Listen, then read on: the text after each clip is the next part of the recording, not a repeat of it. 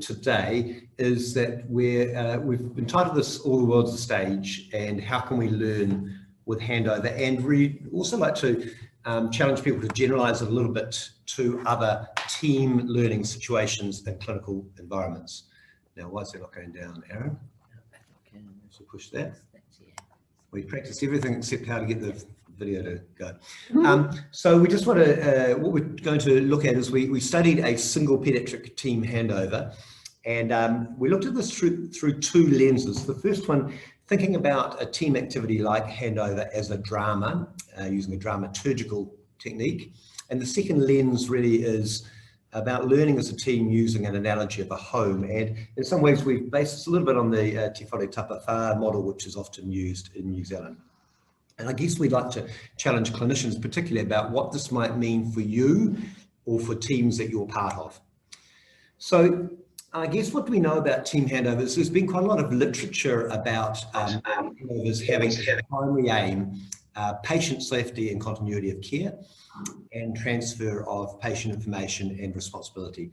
And both the Australian and the British Medical Associations have put out guidelines called Safe Handover, Safe Patients, which have been really useful for many of us involved in this area.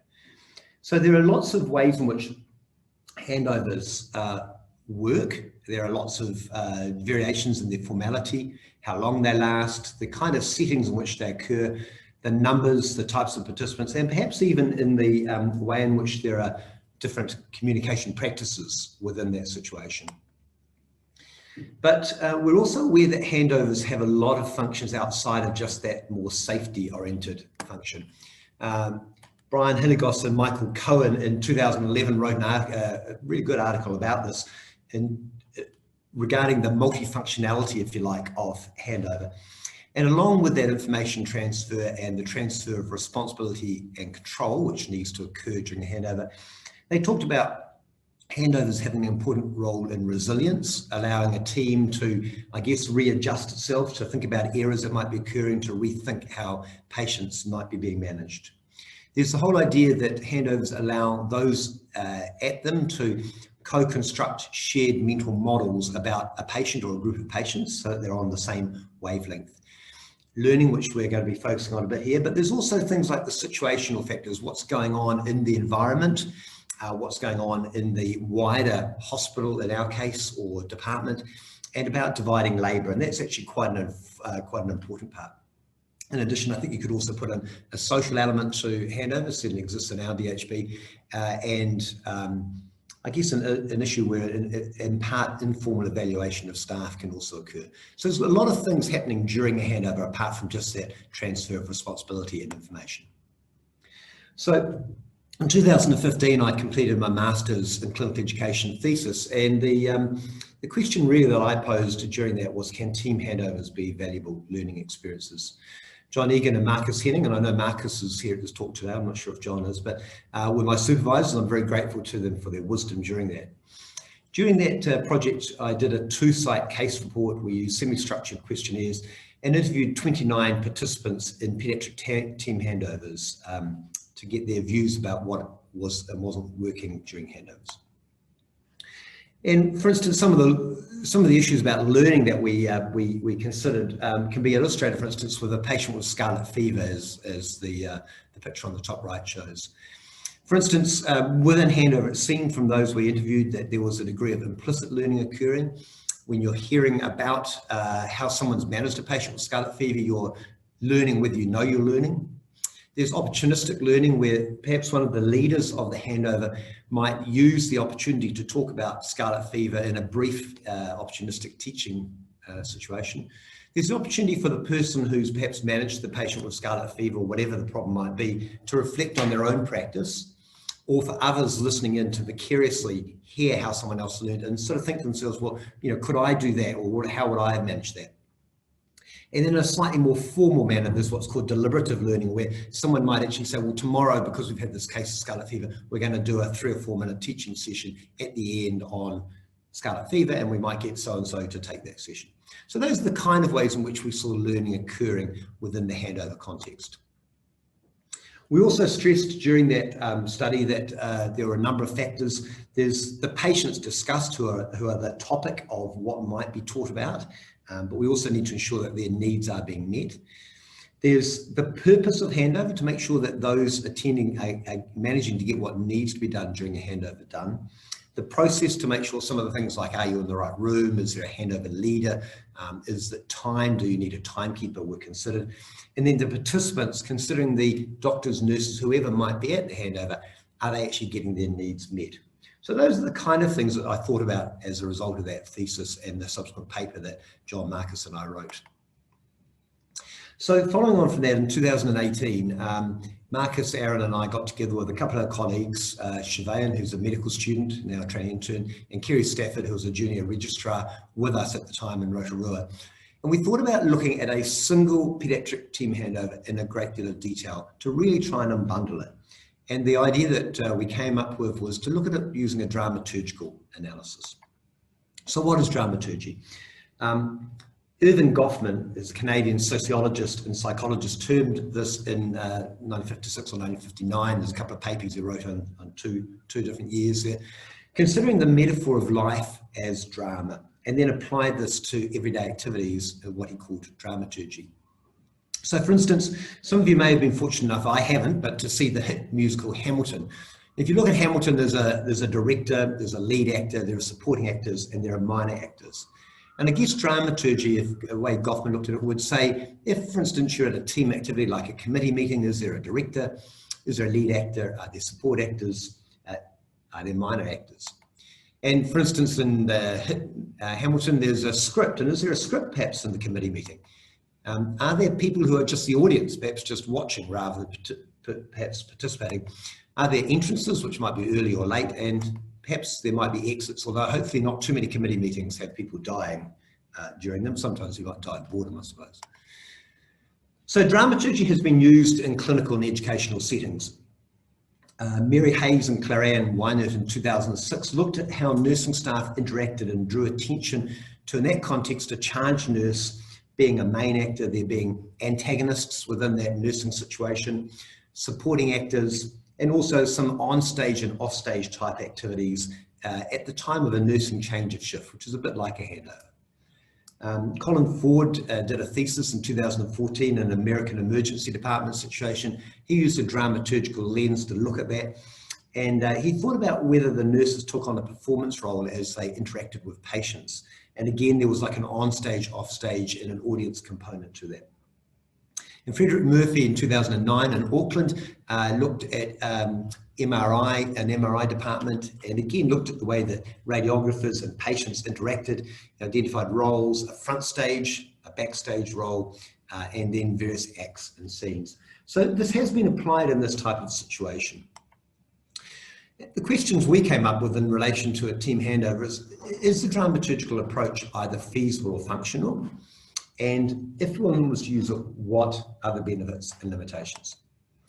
So this is a picture from our handover room, or near our handover room, on a morning recently. Aaron and I got up early to take some photos over Rotorua, Lake Rotorua. And our typical morning handover runs from around 8 o'clock to just after 8:30. It usually involves at least one paediatrician who's on the ward for the week, a senior registrar, Aaron this year, and they tend to be the people mainly running the handover. In the evening, there are 2 junior doctors, usually senior house officers, and overnight there's another one. And there are a number of other doctors, medical students and nurses involved in these. We sought and gained ethics approval from the University of Auckland Ethics Committee and from the Lakes DHB Ethics Committee, and we obtained consent from all participants. So who was involved? Well, there were 15 participants, or what we call actors, in this handover. There were 3 consultants. One was the paediatrician who was on the ward for the week. One had been on call the previous evening. And the third was a paediatrician who was also there basically to get patients for mini CEX. Ralph and Marcus and I were discussing that before this meeting. There was one senior registrar there, and then we had 6 junior doctors who were either junior registrars or senior house officers in their 2nd to 4th year post-graduation. 4 medical students, a mixture of 5th and 6th year students were present, and 1 staff nurse. This is the layout for the room. You can see that there's a U-shaped arrangement to the seating involved. And we've just shown this diagrammatically. There were 5 cameras present within the room, so a lot of cameras. 2 audio devices were present on the tables, and there's a whiteboard, a computer, and a projector screen present. The participants were numbered 1 to 15 according to where they sat around the room when they entered. There was a script, or there was a handover sheet at least, and we regarded this as something of an improvisation. There were 32 patients on that list that morning, and the participants were referred to according to what was on that sheet, and so it was something like an improvisation of a script. We came up with a technique of analysing people's contribution called voice-occupied time. This is a way of analysing who was speaking and for how much of the time. And this took the entire duration of the handover recording, which was 56 minutes. The handover was just short of that, and took each second as to who was speaking during it, and came up with a percentage over the total duration.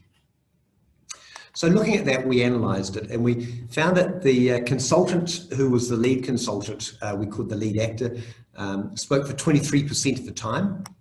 The senior registrar we regarded as the major support actor. She spoke for 15% of the time. The one consultant who'd been on call the previous evening spoke for 11%, and anyone who spoke for more than 5% of the time we regarded as a support actor. And then the second consultant, who was trying to find cases for a mini CX, we regarded as a minor actor, and we defined those as who spoke for less than 5% of the time. So that was the consultants and more senior members of the team. In terms of the more junior members of the team, we had junior registrars and SHOs. 3 of these we regarded as support actors. The person who'd been on overnight spoke for 9% of the time, the person who'd been on the previous evening for 10%, and one of the junior registrars for another 9% of the time. By contrast, the 3 remaining SHOs cumulatively spoke for only 3%, and we regarded them as minor actors. The students, not surprisingly, the 4 students only spoke for a total of 2% of the time, and that was really only when questions were directed to them by consultants or the senior registrar. The nurse spoke for 7% of the time, and we regarded her as a support actor. And for the remaining 13% of the time, there was either mixed voices present or silence. So just putting that together overall, the 6 SHOs and junior doctors spoke for a combination of about 28% of the time, the nurse for 7% of the time, the students for 2% of the time, and the consultants and senior registrar between them for 50% of the time. And we regarded that as demonstrating a clear hierarchy in relation to the individual's positions within the team, but also reflecting their knowledge of the individual patients and their knowledge of the paediatrics specialty. In terms of the performance or the timeline, we identified that the recording of the handover lasted for 56 minutes. The dramaturgical analysis that we undertook suggested there was a prologue, 3 acts, and an epilogue. So in terms of the prologue, we identified 14 scenes, and I'll describe each of these. Each scene we gave a title depending on some dialogue that we thought was memorable at the time. The prologue allowed an opportunity for a new team member to be introduced and some social interaction. Act 1 we regarded as the beginning of the handover, and this was when the night SHO was able to discuss the work she had undertaken overnight, including a sick child who'd been looked after during the night. Act 2 we regard as having an educational component to it. In scene 7, the lead consultant led discussion relating to a child who'd experienced a prolonged seizure overnight, and that had the term "any learning for us in this" is how we typified that. And then in scene 9, an SHO had received a phone call and had actually left the room and came back in, and a seriously ill child in emergency department demanded the presence of the consultant, who had to urgently leave the handover. We regarded that as the climax of the dramaturgy, if you like. And it was notable that emergency care at that time took precedence over the handover. Act 3 we regarded as the business end of handover. The teaching had completed, and the need at this point was to discuss the remaining business of handing over the remaining patients that were present. And then the epilogue involved the senior registrar checking that all participants knew their role for the day, and it included the immortal Kiwi words to complete: "Yeah, sweet, done." So overall, this is the timeline look like, and when we draw those characteristics together, you can see the prologue, the 3 acts, and the epilogue, and each of the 15 scenes as they occurred through the drama. So feasibility. Is this a feasible way to study a handover? Is dramaturgy? Well, consent involved a lot of pre-planning. It involved an awareness of power issues, such as my own role within the department, but we did obtain consent prior to the handover, and we used an administrative person to obtain that. We took great care to de-identify all the patients.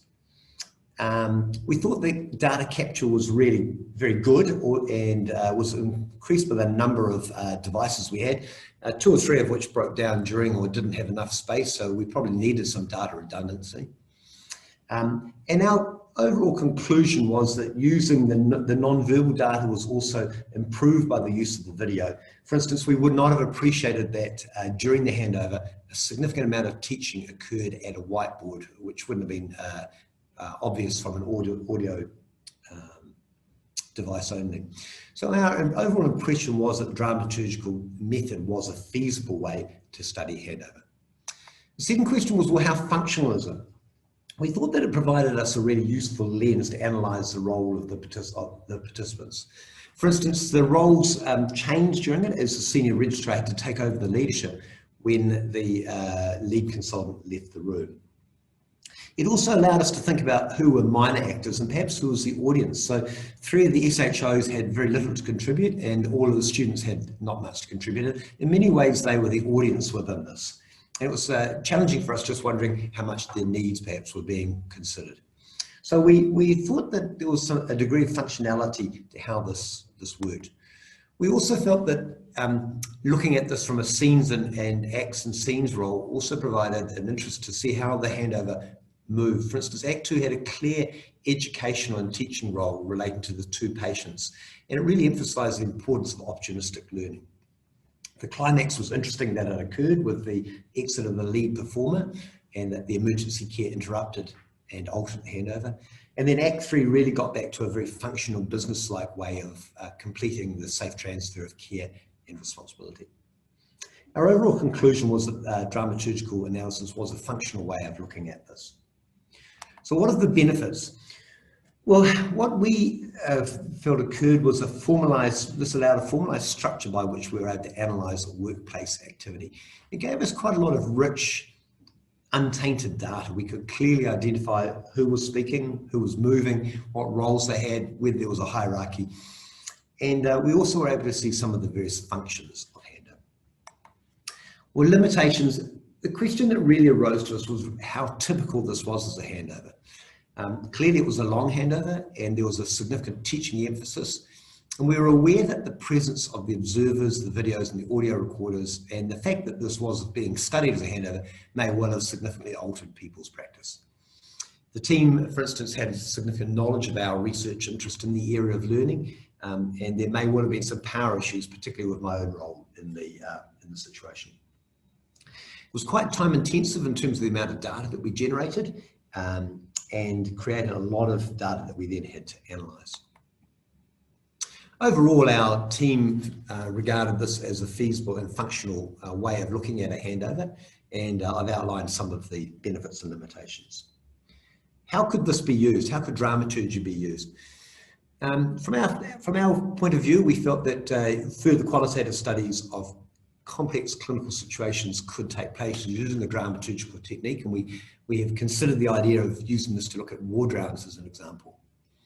You could think about analysing other team meetings, things like multidisciplinary meetings, perhaps radiology conferences, or learning environments such as grand rounds. There'd be some considerable issues with getting consent for some of those issues, but for some of those situations.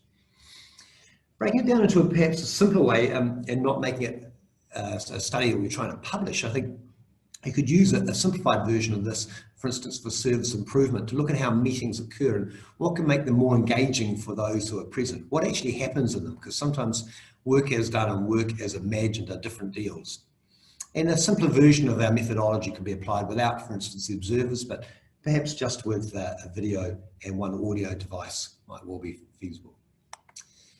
So that's the dramaturgical analysis of a paediatric team handover.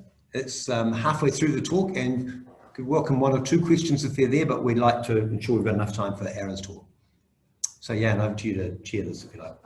Right, okay, thank you, Stephen. Okay, Dale, I think you have a question, a quick one. Just unmuting. I'm just fascinated by why you called the departure of an actor a climax as opposed to an anticlimax, I suppose, as it wasn't part of the original play. Like, I don't mean that as a criticism, I'm just fascinated as to why. It's a really good question, actually, and I don't think anyone's ever asked me that. I guess my own view was that at that point it was quite a dramatic thing to occur during a typical handover for the. I mean, we felt quite lucky for it to happen because it was quite a nice thing to occur at that point in the sense of giving it a bit of drama, and I don't think it would be completely typical. What it did say to us is that you can do the handover where you're trying to get safe transfer of information, but the ongoing care of people not in the room needs to take precedence over that. And that really illustrated it well, because although the handover still had another 10 to 15 minutes to go at that point, it was quite clear that people had to depart and go off and do something for the patient who was quite unwell in an emergency department. I'm not sure I've quite answered your question right with that. Aaron, do you have any other comment about that? I think that event also led to a whole change in dynamics in terms of what followed thereafter, in terms of different leadership, different approaches towards the remaining of the handover itself. So I guess I think to us that stood out as quite a shift or a change in the way that the handover was flowing. I would say, Dale, it would be unusual for that to happen in a typical handover. So yeah. That's why I wondered, because in a play, a climax is planned. And this is more like the roof falling in or an earthquake. That's right. I guess part of this is analysing the handover we had in front of us, which wasn't necessarily going to follow, and that's why we say improvise, because anytime anyone's been to a handover, there'll be a whole group of patients, but you don't allot them the same amount of time each. You focus on one and then another, and it's quite an improvised performance in many ways how it occurs. Great. Shall we answer another question? Okay, thank you very much. Thank you, Dale. And this one comes from the chat function. So how do you assess the quality of the communication in addition to the volume? Yeah, that's a really good question. And I think we didn't dive down into the detail to do that. And I think it would be challenging. You'd probably need to drill down to actually ask participants whether, in specific detail, what they learned in terms of either the teaching or actually the quality of the information handed over, what they gained from that and whether they thought there were deficiencies. We're going to come on to the second part of this presentation where we did do semi-structured interviews, but we didn't specifically ask that about the quality of that. Is that reasonable, Aaron? Yeah. We did explore some strategies in the second part of this study, which I'll talk to in a little bit as well, which may give you a bit of maybe a starting point as to what communication happened. Okay, great. Ralph, did you have a question or can we move on? No, I just wanted to say I really enjoyed it. That was the thumbs up sign. I'm just trying to show my understanding of the advanced technology. Well, great. If you put your thumb up like that, that works very well. I'll hand over to Aaron now for the second half, maybe. Cool, thanks, Steve. So for the second half, I'm going to be presenting a slightly different perspective of the same handover. And we looked at how we can facilitate educational experiences within a paediatric handover utilising a case study approach. In addition to what Steve has already mentioned, in terms of what we already know, a group of trainee interns back in 2018 examined 26 consecutive paediatric handovers in Waikato, and they found that the mean duration of handover was approximately 30 minutes with a range of about 20 to 51 minutes, and they had a median number of patients of 34. The identified handovers were predominantly led by SMOs in 70% of cases and RMOs in 30% of cases. And what was really interesting, one of the interesting findings that emerged from this study, that there was actually no correlation between the handover duration versus the number of explicit learning moments. And they defined this as when the flow of patient information was ceased to generate a teaching or learning moment. So from that, in other words, a longer handover didn't necessarily mean that you learned more, you taught more, or there were more educational moments. So we were really interested to explore, if it wasn't time that was a factor then, what was it that generated these teaching and learning moments within a paediatric handover? And that led to our study beginning. It was our second part of the study. So we wanted to investigate the educational experiences within a paediatric handover and the facilitators and barriers towards this process. So we took on a case study design with an inductive approach, which I'll talk to about in the next slide, because we wanted to generate an in-depth understanding of the phenomenon of education within handover based on a real-life context. And as part of this, we recognised that there were existing clinical hierarchies and roles that were present within handover. And often, despite the fact that the same situation, the same information is presented, there were often multiple interpretations of how this information itself. So we needed to account for that when exploring the concept of learning. As a brief digression, I think this isn't news to you guys, but I think it's also important to discuss what we mean by an inductive approach for those who aren't familiar. As clinicians, we're often very familiar with the deductive approaches, where throughout med school, throughout your postgraduate years, we are taught and gain a lot of experience in critiquing quantitative research, so cohort studies, RCTs, meta-analysis, etc. And with those, the premise is that you start off with the theory and you then proceed to confirm a hypothesis. And this is in contrast to the inductive approach which we undertook, where you go into a study without any preconceived frameworks and start with the data and draw conclusions from the data itself. And this is essentially what we did with regard to our study, so that our findings weren't clouded by pre-existing concepts. So we had 3 research questions as part of this study. So the first was to look at participants' educational experiences of handover, how participants perceive their teaching and learning roles and what contributed to these perceptions, and also to identify, thirdly, the facilitators and barriers towards teaching and learning. With regards to our methods, we included medical students, doctors or nursing staff routinely involved in a handover, and this was determined by hospital management. All participants obtained an participant information sheet, which was administered by a neutral third-party administrator, and informed consent was obtained. We excluded them if they were unavailable or did not consent to be interviewed. With regards to our data collection, we then utilised semi-structured interviews of all our individuals from a single handover. So we wanted to have a representation of all the existing clinical hierarchies and collected information with regards to their current positions, their level of experience, and their handover experience from an educational perspective. We also collected data on their thoughts about facilitators and barriers in this context, and the interviews were conducted by myself, Marcus and Siobhan, and the interviews occurred on the same day immediately following handover within a 4-hour window, so that participants had an experience, real-life experience to anchor these perceptions too. The interviews were audio recorded, transcribed and de-identified, and were independently coded by myself, Kerry as the junior registrar, Siobhan's medical student Steve and Marcus, and codes were developed through a peer review process, and we undertook an inductive thematic content analysis with the iterative process with constant comparison. We coded our data using Handovers software, and we documented an audit trail.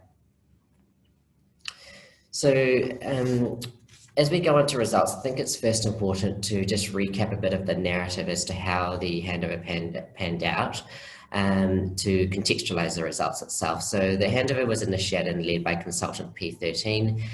They had a new resident, P6, starting that day, so it started off with introductions, and then the night SHO utilised the handover sheet to proceed to work through the list of patients. And as part of that, 2 cases of seriously unwell children were discussed, where the lead consultant P13 utilised the whiteboard to discuss some differentials and specifically targeted questions towards individual team members as well as part of that discussion. The computer projector was used for review of investigations and guidelines as these arose from discussions of cases, and handover was completed when all 36 patients were discussed.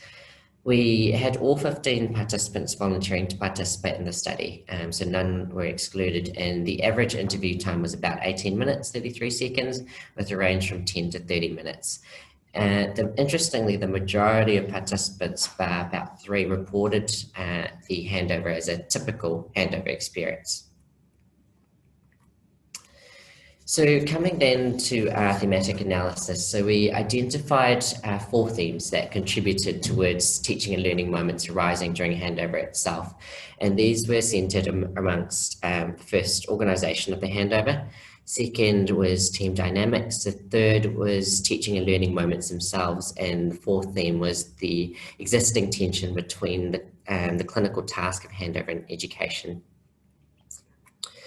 So looking at our first theme, there were 2 sub-themes identified. So as part of the organisation of handover, there were the physical facilitators. So this referred to the physical setting in which handover occurred, promoting learning. So participants alluded to aspects such as the seating arrangements, which was a horseshoe shape that allowed people to see the screen and be able to write as well. So there being a practical component to that.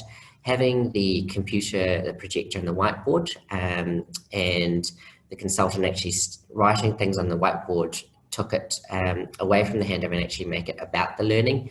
And the fact that every participant had a handover sheet, so having a list people thought was useful. The second sub-theme looked at handover structure. So this referred to the fact that handover occurred in a methodical and sequential way, and it was timely with minimal interruptions. And so by getting started on time and there not being too many interruptions, that is essentially left room for teaching, and that promoted educational opportunities to occur. One of the consultants also alluded to the fact that the recurrent nature of handover could be utilised to reflect back on the learning from the first handover in terms of when they attend the second handover of the day. The second theme centred around team dynamics, and the first sub-theme was leadership within the handover and assumed roles of the teacher and learner. So the RMOs thought that most of the teaching within handover is driven by the bosses, so it's relatively boss dependent. And interestingly, from a nurse's perspective, medical students were seen to least likely to ask questions and take on a more passive role. As part of team dynamics, we also recognised that there was a clinical hierarchy, and one of the SMOs made the observation that it's often the senior people who have a lower threshold for answering compared to the juniors, and even if the juniors did know the answer, they would tend to defer to the senior. And from a medical student's perspective, they alluded to the fact that they don't normally speak up unless they're questioned or have questions directed at them, so they normally stay silent until they're pressured specifically. In addition to this clinical hierarchy, however, there was also a horizontal hierarchy that was alluded to, where it was described that there was a flat hierarchy where there's not really a culture of fear and intimidation, whereas in other places you might get cut off if you're taking too long, and that seemed to promote the educational culture within handover itself as well. And that kind of leads on to the sub-theme of team culture, where there is a feeling of team inclusivity, where the RMOs noted that they included those who are the most junior and those who are the most senior in discussions, which you don't typically see within handovers. And as a result of that, that created a safe educational space. So you wouldn't necessarily be worried about saying something wrong, and you can ask questions within the handover itself.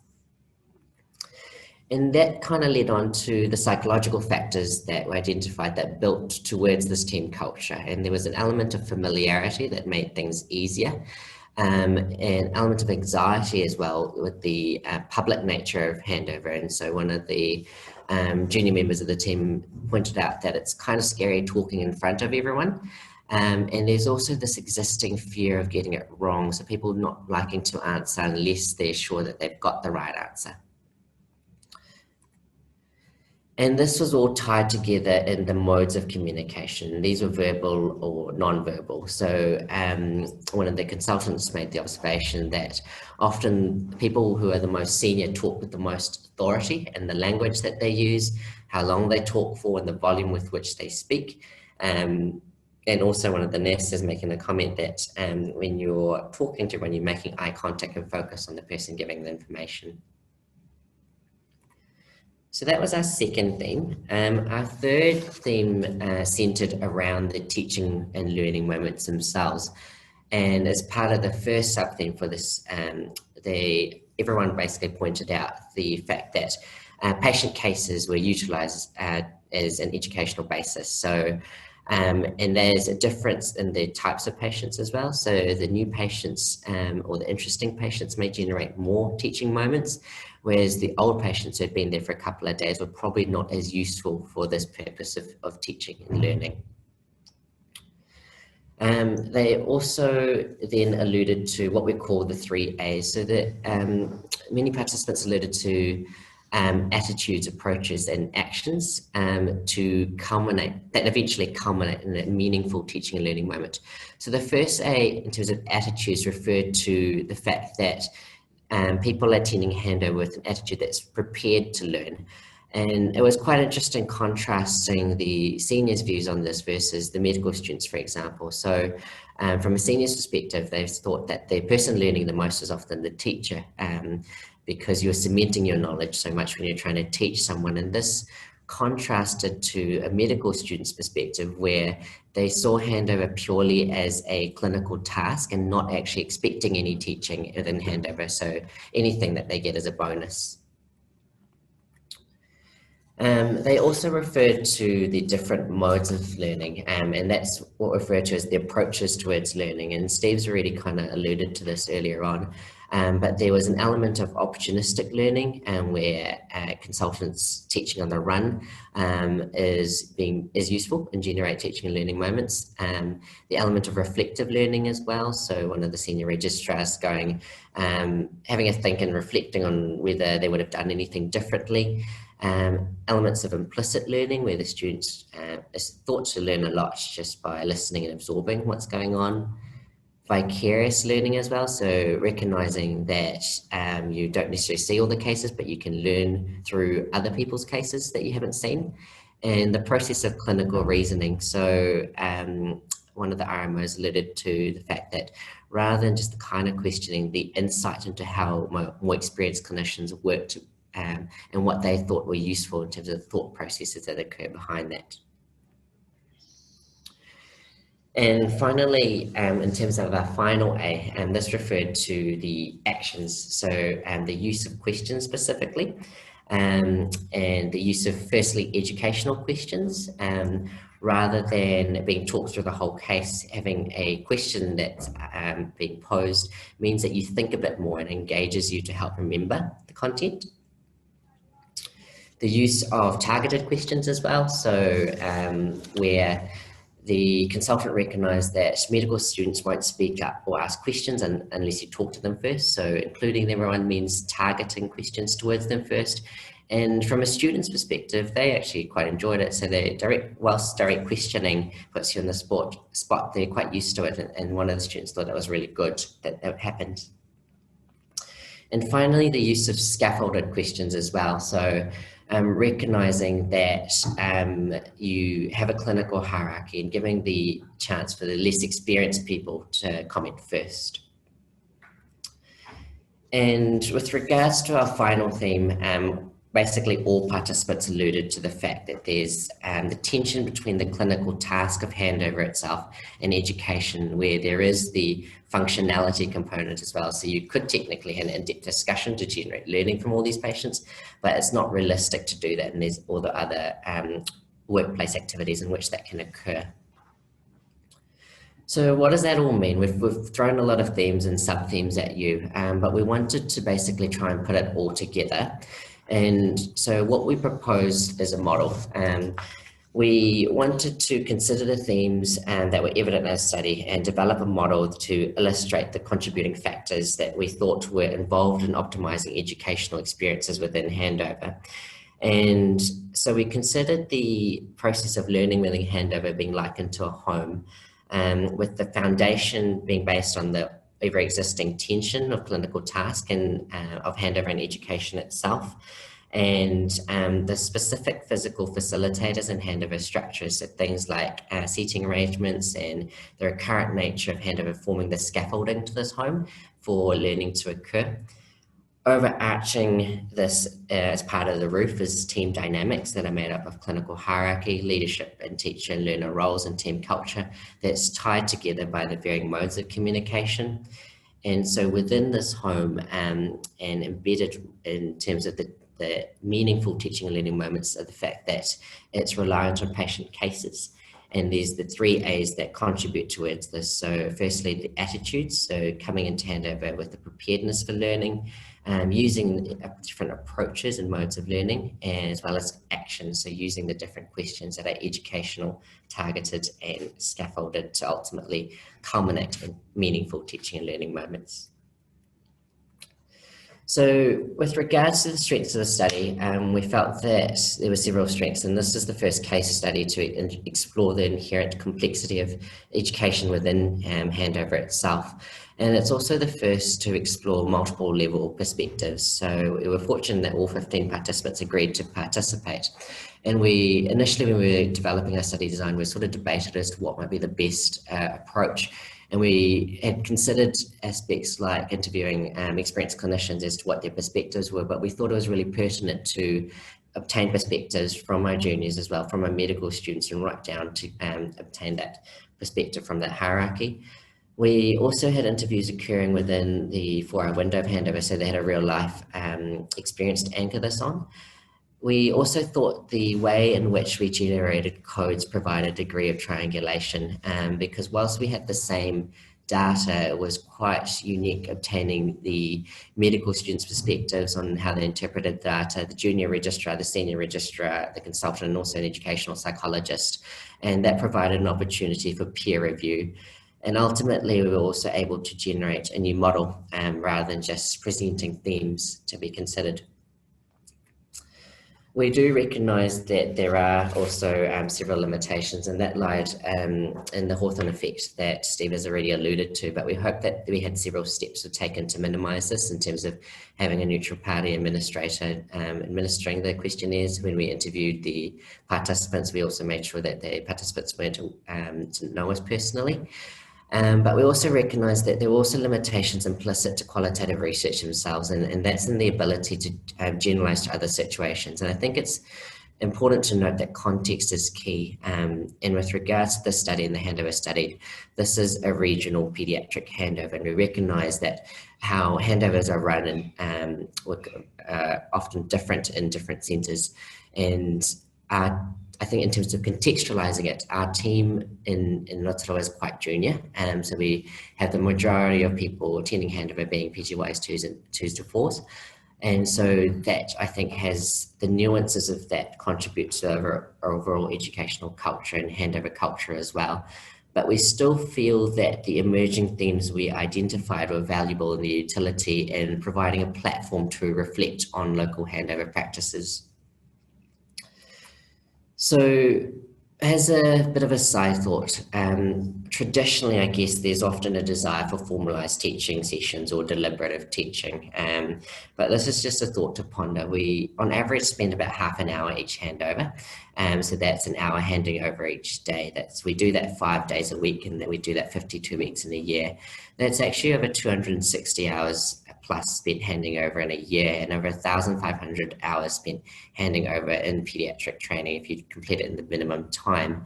And what really struck us was that imagine if you could take away just one learning point per handover. That's over 3,000 learning points that could potentially change your practice over the course of your entire paediatric training. And so we were quite struck by that. So where to from here? For us, this study provided a platform to really reflect on our educational handover within educational culture within our context, and really think about handovers as a home for learning. We thought about whether our seating arrangements promote a hierarchy. So, for example, during COVID, with physical distancing, we noted that the students often sat at the back and the more senior members of the team sat at the front. And what did that reflect on, and how did that, I guess, what does that mean for clinical hierarchy and educational culture as well? We also picked up on the fact that not necessarily at every handover does every individual have a list, and it's often the students who are missing out. So paying attention to the nuances of that and trying to engage them within handover we felt was important. Even aspects like handover structures, do we start on time with minimal interruptions, and do we utilize the 3 A's? Do we go into handover with an attitude where we're expecting to learn at each handover? Do we utilize the different learning approaches, and do we use actions through questioning and with targeted and scaffolded questions? And one of the things that we realized through time is that actually it doesn't need to be an elaborate thing. It can be done within 5 to 10 minutes at each handover, where we go through and generated multiple level learning points within a safe context to promote an educational culture and learning within handover itself. And essentially what we've been trying to do is normalizing what did we learn at handover today as part of the culture, recognizing that there needs to be a collective effort at multiple levels to promote this as well. One of the aspects that sort of has emerged over time is the idea about being reflective and being reflexive as well, where traditionally we often think about being reflective where you teach a lesson and you go away and reflect on it, but often what was useful within this context is the ability to be reflexive, where you're able to change the lesson as you're teaching it based on observations that you're seeing in front of you and acting on your reflections on the spot itself. For those who are interested, we have also recently published work in the Journal of Paediatrics and Child Health as of this month to provide that framework in terms of disseminating that framework to the wider population. And so coming back to this framework then, I guess we wanted to present this just to generate a bit of thought as to what this might mean for yourselves, for us and for our teams as well, in terms of applying this model towards handover culture. And also one of the things that we've started thinking about is, can this model be applied to other workplace activities which utilize a team? So for example, could we apply this model to something like a ward round where we've got our patient cases? Are we going to ward round with the expectation that we're going to learn something out of it? Are we using educational questions or targeted questions within a ward round if we've got juniors and medical students tagging along? And are we utilizing the different modes of learning to promote education as well? So we do think that there is room for wider applications with regards to this model to other team workplace activities, and even things like radiology meetings, for example. So yeah, I'd like to open the floor now to discussions and questions. Would love to hear your thoughts, and I'd like to acknowledge Stalwart Trust as well.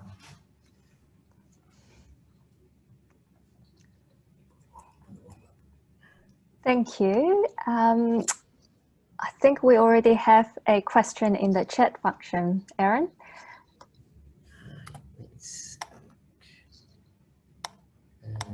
You might have to stop share. Great.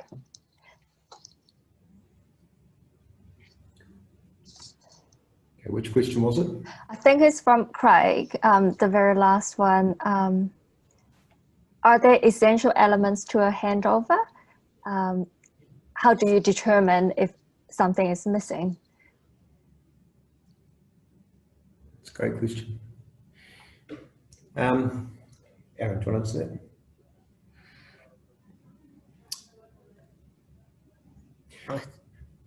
So I've prepared a kind of a guide for our own handover here some years ago after I did my research, and I guess that sort of had a bit of a checklist thing about some of the things that you might do, but it's difficult to know whether that's, I'm not sure that you could say here's what every handover must have, because they're all a little bit different, which is what we were emphasising at the beginning. The key thing is that during, and the way that handovers are structured is so different. So many medical handovers, for instance, are more of a dividing up the patients. There might be a vast number of patients in a large hospital who need to be sort of sorted out between teams. And that's got quite a different structure from the handover we've got in a smaller DHB hospital like ours, where you've kind of, it's the one team and you're kind of going to look after it. And the key is that every patient is discussed, or at least every patient's got someone looking after them, which is the one thing you don't want not to occur. So that kind of ensuring that the transfer of responsibility and the transfer of essential knowledge occurs is kind of the fundamental issue. It seems unlikely to me that you could ever have a handover without something being learned, even if you don't mean to learn it, and that may be the hidden curriculum, maybe at play.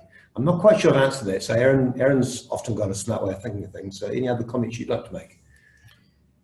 I think in terms of the overarching essential elements, the primary, it comes back to partly the primary goal and secondary goals that I think Helen and Coas alluded to.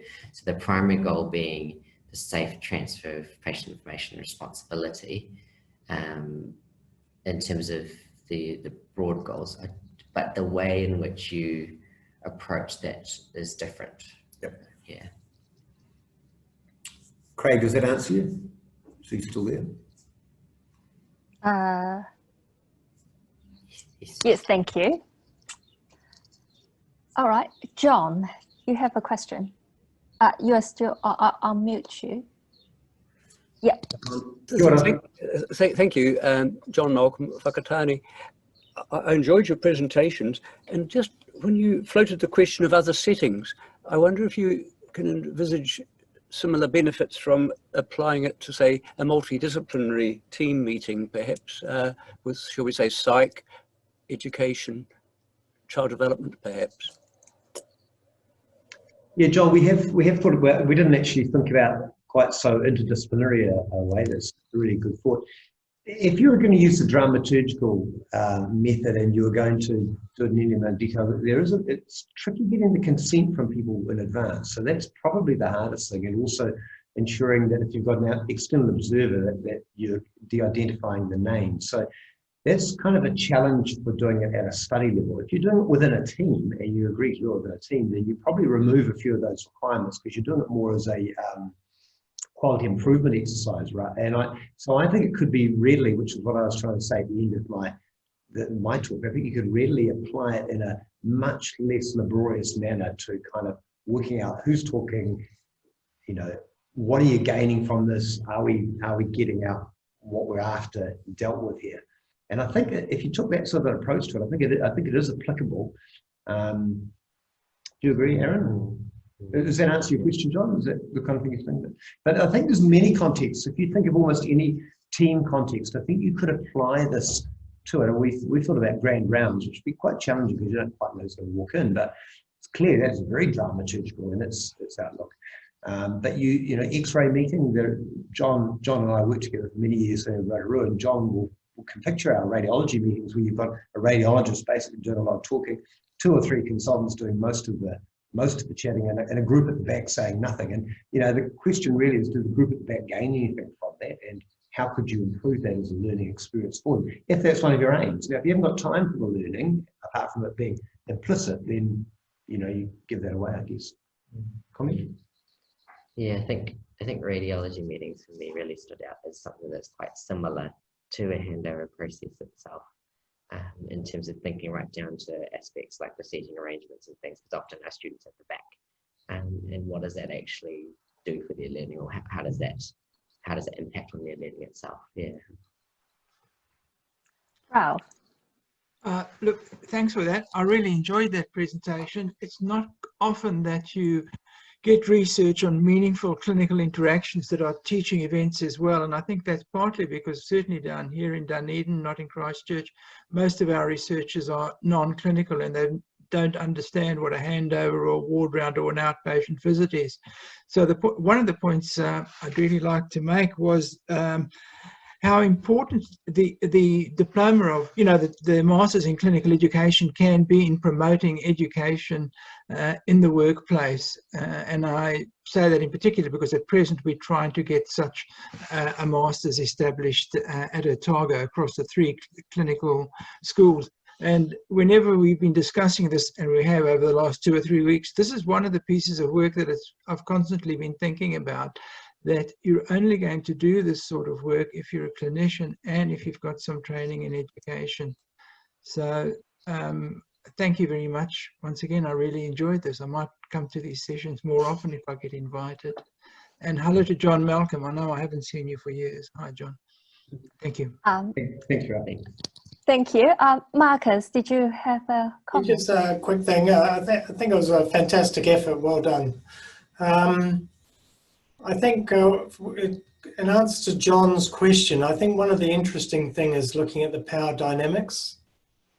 And no matter what type of meeting you've got, I think that's really interesting. So if you did do what you'd call a multidisciplinary team, it would be fascinating to look at those power dynamics and the voice activated exposure and all, whatever you call it. It would be, that would be very interesting to see, in terms of priority, in terms of quality of input and all these sorts of things, which we could analyse. Yeah, Marcus, it's an interesting comment because the voice occupied time had no judgment attached to it, but it was quite interesting to see actually who was talking, which I guess we might have predicted. We might have predicted that, but it was really interesting to see that for half the time the seniors were talking, and that is half the time, including the fact that 13% of the time we couldn't work out who was talking or no one was talking. So it's very much hierarchical in terms of who contributed. Perhaps not too surprising if you've been to your handovers. Great, thank you. I think I'm conscious of the time. We're over an hour now, so thank you everyone for coming along today, and thanks to our speakers. Next month we're hoping to move our seminar series in person. However, I'll try set up a Zoom link so people from outside of Auckland can join us as well. So until next time, see you. Thank you very much. Enjoy the rest of your day.